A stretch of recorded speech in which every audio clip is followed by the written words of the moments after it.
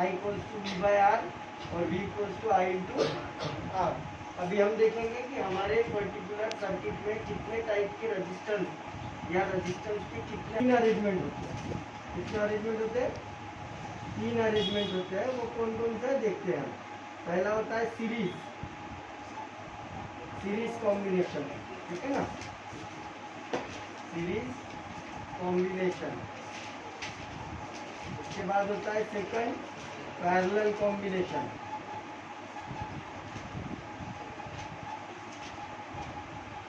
ठीक है, और थर्ड होता है मिक्स कॉम्बिनेशन। क्या होता है? मिक्स वाला, ठीक है ना। अभी मिक्स क्या होता है, तो सीरीज और पैरेलल दोनों भी एक साथ आएंगे एक ही सर्किट के अंदर। क्लियर है? जैसे कि अभी तुम जो इलेक्ट्रिक लाइटिंग लगाते हो तुम्हारे दिवाली की, हाँ, ये क्या होती है, एक सिंगल बटन पे सारी की सारी लाइट चालू हो जाती है। तो ये जो कंडक्टर्स लगे हैं या ये जो पर्टिकुलर रेजिस्टेंस लगे, ये कैसे लगे हैं? सीरीज में लगे हैं, लाइन से एक ही लाइन में है, इसको बोलते हैं सीरीज। बट पंखा, लाइट, ये सब काय में लगे हैं?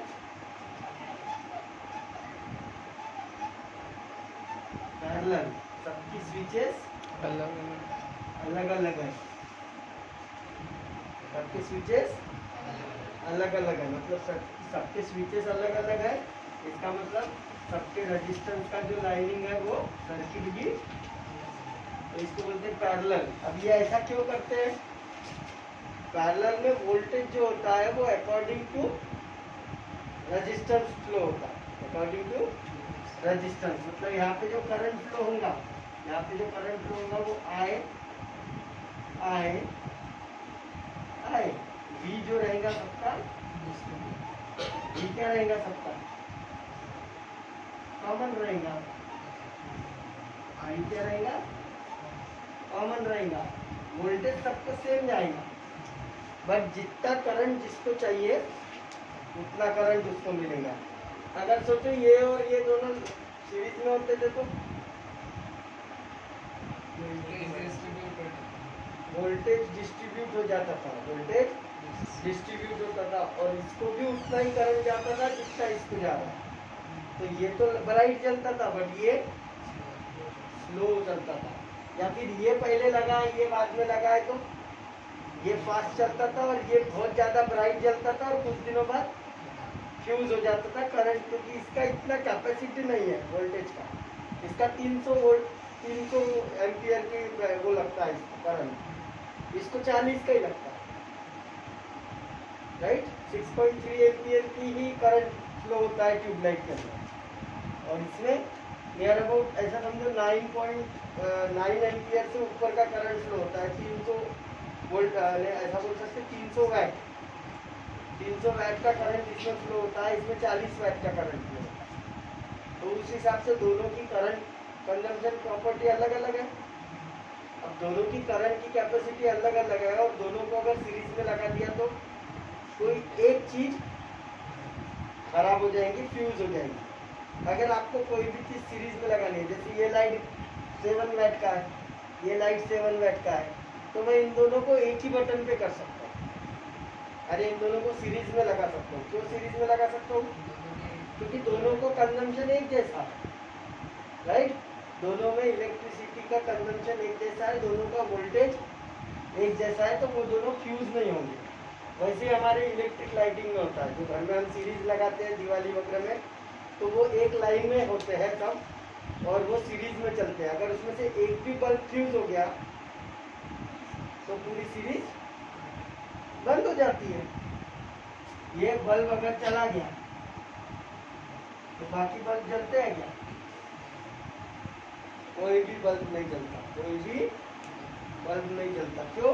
क्योंकि सर्किट ब्रेक हो गया है। यहाँ पे यहाँ से करंट आगे फ्लो नहीं हो रहा और वो पलट के नहीं आ रहा, तो ये भी बंद हो गया। सर्किट जो था एक्चुअल में कैसा सर्किट था? इस तरह से सर्किट, यहाँ पे बैटरी लगी है, या ऐसा बोल सकते हैं जो भी करंट सप्लाई है वो है यहाँ पे एक लाइट है, यहाँ पे एक लाइट है, यहाँ पे एक लाइट है, यहाँ पे एक लाइट है, यहाँ पे एक लाइट है, यहाँ पे एक लाइट है, ठीक है। अब इसमें से ये लाइट जो है वो खराब हो गई। अब करंट फ्लो जो है ये प्लस ये माइनस है, यहाँ से जा रहा है और रिटर्न नहीं आ रहा है, तो ये भी जलेंगे क्या? ये भी बंद हो जाएंगे, ये सारे बंद हो जाएंगे। तो सीरीज में वही चीज है कि करंट जो रहता है वो सब में कॉमन होता है, आई विल बी कॉमन, और वी जो होता है सबका अलग अलग होता है।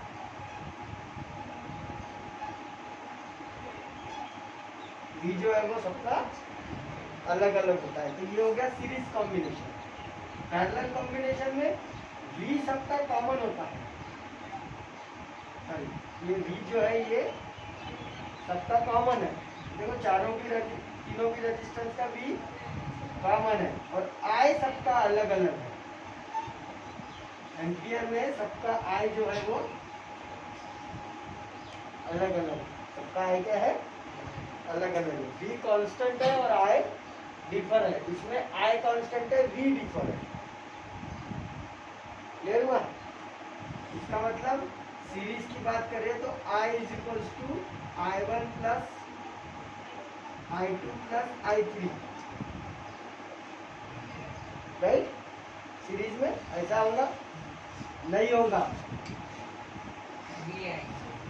I equals to I1 plus equals to I2 equals to, सभी का सेम है ना, सभी में करंट जो है वो कॉमन है। सीरीज रेजिस्टेंस में सारे आए कॉमन है, तो V equals to I1 equals to I2 equals to I3। Clear? और V क्या रहेगा फिर? V is equals to V1 plus V2 plus V3, क्योंकि यहाँ पे बैटरी तो कॉमन है, यहाँ पे बैटरी तो कॉमन है, बट वोल्टेज सबका अलग। सीरीज में क्या होता है, अब ये क्लियर हुआ, जनरल आइडिया 1 बाय 1 लेते हैं, ठीक है। सीरीज कॉम्बिनेशन का जो सर्किट होता है उसमें जो पर्टिकुलर रेजिस्टेंस लगे होते हैं वो इस तरह से लगे होते हैं, ठीक है ना। ये अब हमारे सर्किट बनाने की जरूरत है क्या? तुमको मालूम है सर्किट कैसा रहता है, ठीक है।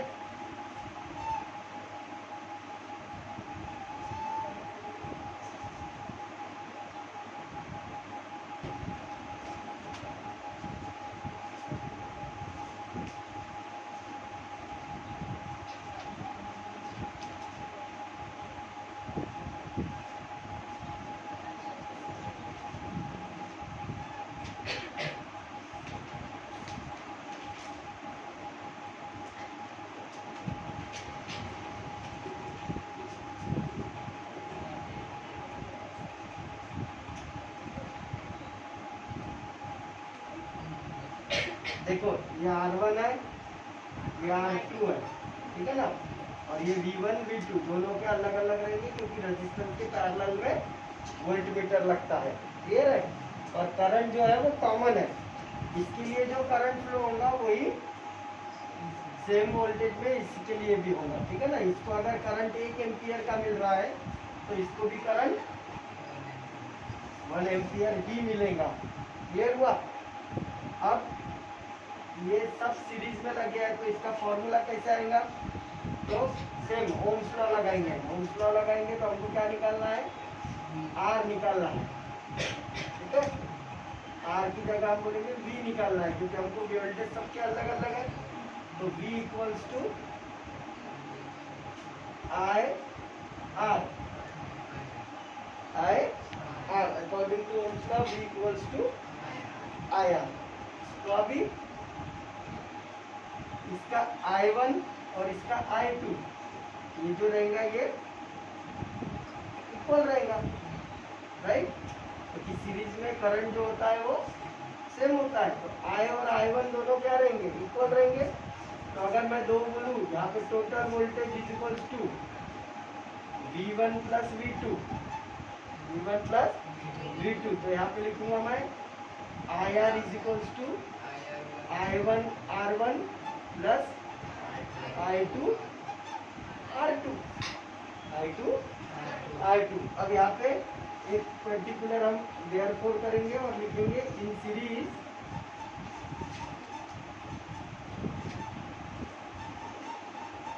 Current are same for all resistance. ठीक है, मतलब I is equals to I1 is equals to I2, right. तो कॉमन टर्म निकाल लो, यहाँ पे I है is equals to I R1 plus R2, right. Clear हुआ? तो इसमें से I और I कैंसिल हो गया, I और I कैंसिल हो गया, दिख नहीं रहा क्या? Equals to I1 is equals to I2। तो यहाँ पे I अब कॉमन हो गया, मैं इस I1 की जगह I लिख सकता हूँ और इस I2 की जगह भी I। अब कॉमन कॉमन टर्म बाहर निकाल लिए तो हमने I लिख लिए यहाँ पे I और R था, ठीक है, और आ जाएगा R1 प्लस R2।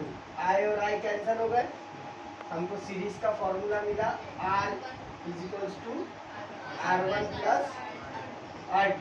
अब सपोज कर लो, सपोज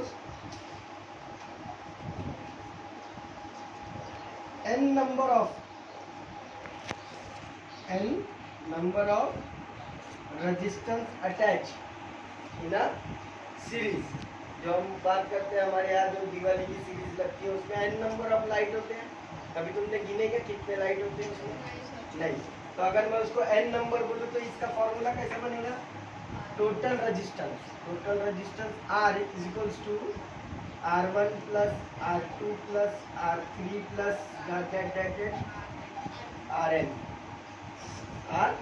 RN। तो ये जो पर्टिकुलर रेजिस्टेंस का फॉर्मूला है, मतलब सीरीज रेजिस्टेंस अगर है आपके पास या सीरीज कॉम्बिनेशन में कोई पर्टिकुलर सर्किट अवेलेबल है तो उसका टोटल रेजिस्टेंस हम कैसे निकालेंगे? इस फॉर्मूले से निकालेंगे। ठीक है, जितने भी रहेंगे उसको डेजिग्नेट करेंगे R1 R2 R3 R4 R5 और उसके हिसाब से ये अरेंजमेंट करेंगे और टोटल रेजिस्टेंस निकालेंगे। जब तक आप टोटल रेजिस्टेंस नहीं निकालोगे आप V और I का कैलकुलेशन नहीं निकाल सकते। ठीक है, आपको बोला गया जैसे कि any circuit consist of 0.1 ohm, 0.2 ohm, 0.3 ohm और 0.4 ओहम के रेजिस्टेंस लगे हुए सीरीज में, और फाइंड करना है तुमको I या वोल्टेज। I करना है फाइंड और वोल्टेज दिया हुआ है 6 वोल्ट। ठीक है ना, वोल्टेज का दिया है 6 वोल्ट। तो अब तुमको क्या करना पड़ेगा? सबसे पहले सबका एडिशन करना पड़ेगा। एडिशन करेंगे तो तुमको क्या मिलेगा? R मिलेगा। कितना होता? 1 ओम होता, 1 ओम होता ना सबका टोटल। अब 1 ओम मिल गया R, तो V को हमको फाइंड आउट क्या करना है? I is equal to V by R। तो I कितना हो जाएगा? 6 एम्पियर। 6 एम्पियर कैसे? 6 वोल्ट है और 1 रेजिस्टेंस है, तो आंसर विल बी 6। बट यहाँ पे क्या आएगा? एम्पियर। वोल्टेज कम हो जाएगा क्योंकि रेजिस्टेंस का फॉर्मूला ओहम है। ओहम का मतलब होता है voltage upon ampere. Voltage upon ampere. तो यहाँ पे अगर V बाय R है और यहाँ पे V है तो क्या होगा? ये V कैंसिल हो जाएगा और सॉरी A रहेगा। V बाय A है तो ये A ऊपर आ जाएगा तो यहाँ पे आएगा एम्पियर। तो करंट भी क्या रहेगा? 6 एम्पियर। क्लियर हुआ? कैसे फाइंड आउट किया, समझ में आया?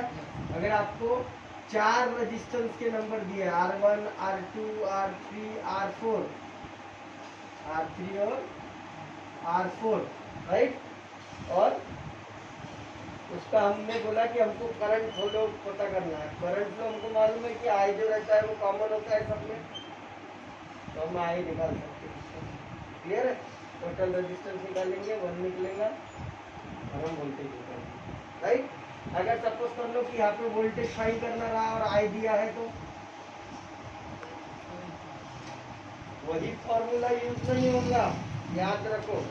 वही फॉर्मूला क्यों यूज नहीं होगा? क्योंकि सारे के वोल्टेज अलग अलग है, तो आपको 4 बार प्रोसेस करनी पड़ेगी अलग अलग इसकी।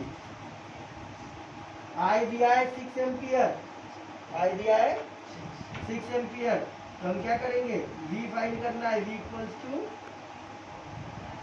आया, ठीक है ना। अब ये V1 हो गया, V1 I कॉमन रहता R1,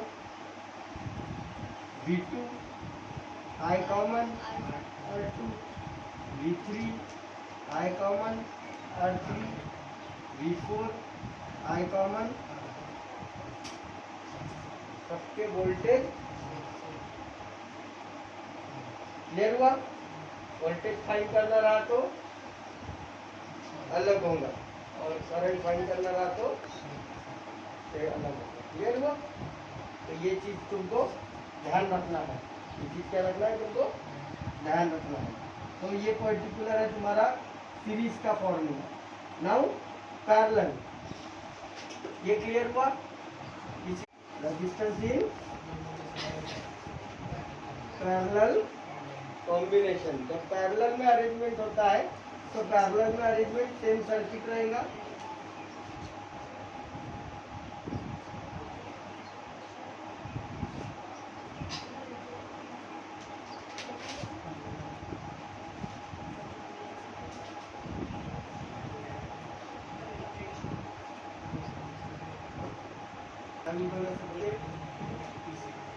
पैरेलल है, इसमें R1 R2 R3 सबके I जो रहेंगे वो I1 I2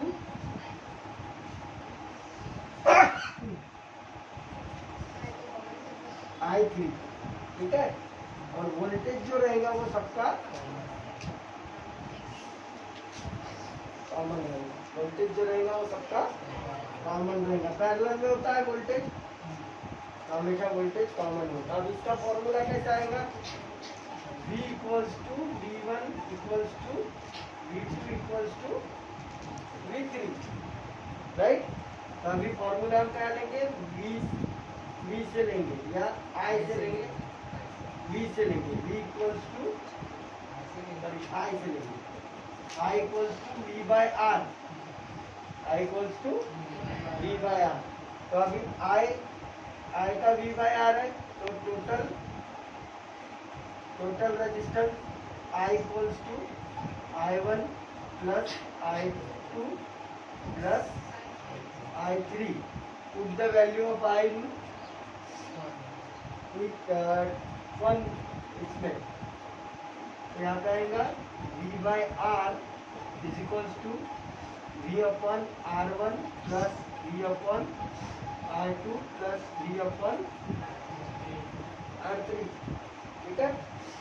इसको V1 V2 V3 भी बोल सकते हैं, बस V is equals to common है तो इसलिए हमने डायरेक्ट V लिखा। अब इसमें V कॉमन निकाला, V सब कैंसिल हो जाएगा, यहाँ से बचेगा क्या? 1 by R equals to 1 by R1 plus 1 by R2 plus 1 by R3। अब आगे करूँ कि n नंबर ऑफ रेजिस्टेंस लगे पैरेलल में, तो Rn 1 बाय Rn तक जाएगा, मतलब ये फॉर्मूला बनेगा 1 by R equals to 1 by R1 plus 1 by R2 dot dot dot dot 1 by Rn। Clear हुआ? ये है पैरेलल कॉम्बिनेशन, क्या है? पैरेलल। क्लियर हुआ? ये क्लियर हुआ क्या? दोनों के फॉर्मूले के डेरिवेशन क्लियर हुए? सीरीज क्या होता है, पैरेलल क्या होता है? दो चीजें याद रखना, यहाँ पे लिखता हूँ, ये पैरेलल कॉम्बिनेशन का, ठीक है। इसमें दो इम्पोर्टेंट चीजें हैं, ये वाली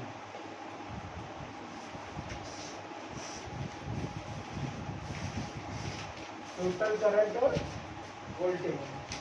सीरीज में क्या होता है,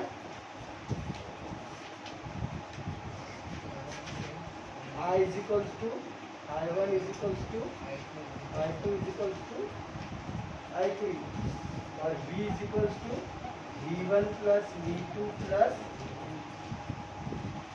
ये दो फर्क अगर तुमको समझ में आ गए तो तुम सीरीज और पैरेलल को समझ गए। अगर ये दो फर्क तुमको अभी भी ध्यान में नहीं आए तो तुमको ये डबल से समझना पड़ेगा। पैरेलल कॉम्बिनेशन में वोल्टेज कॉमन होता है क्योंकि वोल्टेज हमेशा रेजिस्टेंस के पैरेलल में लगता है, राइट। तो अगर पैरेलल खुद ही है तो उसके वोल्टेज भी क्या आएगा, पैरेलल आएगा, सबको वोल्टेज सेम आएगा, सबको वोल्टेज सेम। हमारे यहाँ देखो मीटर कहाँ लगा है, एक कॉर्नर में लगा रहता है, बट वोल्टेज सबको मिलता, हर एक लाइट, हर एक टीवी, हर एक फ्रिज, हर एक पर्टिकुलर इलेक्ट्रिक अप्लायंसेस को सेम वोल्टेज मिलता। क्यों मिलता, क्योंकि पैरेलल कॉम्बिनेशन है। सारे के सारे जो अप्लायंसेस है ये पैरेलल कॉम्बिनेशन में लगे, इसीलिए जो पर्टिकुलर इफेक्ट मिलता है सबको, वो वोल्टेज जो मिलता है सबको सेम मिलता है। मतलब ये पंखा भी 220 वोल्ट का है, ये लाइट भी 220 वोल्ट का है। इसको करंट जो सप्लाई यानी पोटेंशियल डिफरेंस जो सप्लाई होता है वो 220 वोल्ट होता है, क्योंकि दोनों भी पैरेलल है, दोनों भी पैरेलल है, बट दोनों का करंट कंजम्पशन अलग अलग है। अगर मैं सिर्फ पंखा चालू रखूंगा, लाइट बंद कर दूंगा तो मेरे को इलेक्ट्रिक बिल अलग आएगा, और अगर मैं सिर्फ लाइट चालू रखूंगा, पंखा बंद रखूंगा तो मुझे इलेक्ट्रिक बिल अलग आएगा, क्योंकि दोनों का consumption of current will be different. तो सेम वही चीज बात कर रहे हैं, पैरेलल में करंट जो होते हैं वो डिफरेंट होते हैं और वोल्टेज जो होता है वो सेम होता है।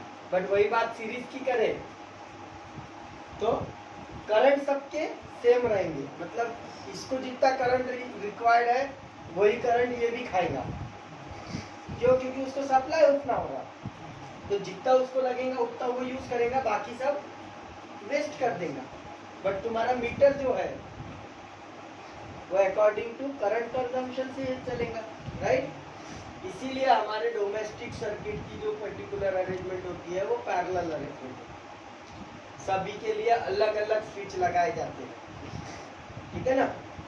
बट आप होटलों में जाओ, सिनेमा हॉल में जाओ, मॉल्स में जाओ, एक सिंगल बटन पे सारे लाइट चालू हो जाते होते है ना। एक पिक्चर शुरू होने के बाद एक आता हुआ आदमी और एक बटन बंद करता, पूरे हॉल के लाइट बंद हो जाते, राइट। सिर्फ पंखे और लाइट पैरेलल में लगे रहते, बट सारे के सारे लाइट एक ही बटन पे रहते, तो वो सीरीज में लगे। वो काय में लगे, सीरीज में लगे। तो सीरीज में लगे रहने के तो फ्लो सबको सेम मिलता है, बट वोल्टेज जो है सबका अलग अलग होता है। तो वोल्टेज अलग अलग होने के कारण पंखे को जितना पर्टिकुलर रिक्वायर्ड होता है वोल्टेज उतना मिलता है, और पर्टिकुलर लाइट को जितना वोल्टेज चाहिए वो उसको उतना मिलता है। तो सीरीज में जो होता है पूरा का पूरा करंट सेम पास होता है, इसीलिए वहाँ पे इलेक्ट्रिक कंजम्पशन जो होता है वो ज़्यादा होता है, ठीक है ना। हमारे यहाँ दिवाली का बिल देखो कितना आता है, क्यों, क्योंकि हम सीरीज लगाते हैं, और सीरीज कम से कम 4 से 5 घंटे चलती है। सीरीज कम से कम 4 से 5 घंटे वो होते इतने से बल्ब है। बट अगर क्यूमुलेटिव की बात करें तो करंट जो है वो इक्वल जाता है सब में, करंट जो है वो सब में इक्वल। इतना सा भी लाइट रहा तो भी उसमें करंट उतना ही जाएगा जितना उसको रिक्वायर्ड है, बचा हुआ वेस्ट हो जाएगा, बचा हुआ क्या हो जाएगा, वेस्ट। इसीलिए करंट लो हम क्या करते हैं, उसको मेजर प्लग में ही डाल के सीरीज को स्टार्ट करते हैं। हम कोई यूपीएस या वो लेते हैं क्या, जिससे हमारा स्टेबलाइजर लगाते हैं क्या हम सीरीज को, वैसे तो बल्ब है कौन गिनती करेगा। बट आपको बता दूं कि वो इतना सा एक बल्ब जो है वो आपके पूरे इलेक्ट्रिक बिल में बहुत ज़्यादा चेंजेस लाता है। नहीं तो आप नोट डाउन करो आपकी दिवाली से पहले तक का यूनिट कितना है, ठीक है ना, रेगुलर में चेक करने का, आज इतने यूनिट बढ़ा, आज इतने यूनिट बढ़ा, आज इतने यूनिट बढ़ा, और फिर दिवाली में सीरीज लगाने का, और फिर चेक करने का कि कितना चेंज हुआ, कितना चेंज हुआ। आपको समझ में आएगा कि हमारा इलेक्ट्रिक बिल बहुत ज़्यादा बढ़ गया, हमारा जो यूनिट कंजम्पशन है वो भी बढ़ गया। क्यों, क्योंकि एक सीरीज लग गई, सीरीज कॉम्बिनेशन में आई तो सबको इक्वल मिलता है, बट वोल्टेज सबका डिफर होता है। जितना वोल्टेज ज़्यादा डिफर होगा उतना करंट का मीटर तेजी से घूमेगा, क्योंकि V is directly proportional to I। V is directly proportional to I। तो ये है पर्टिकुलर तुम्हारा सीरीज और पैरेलल।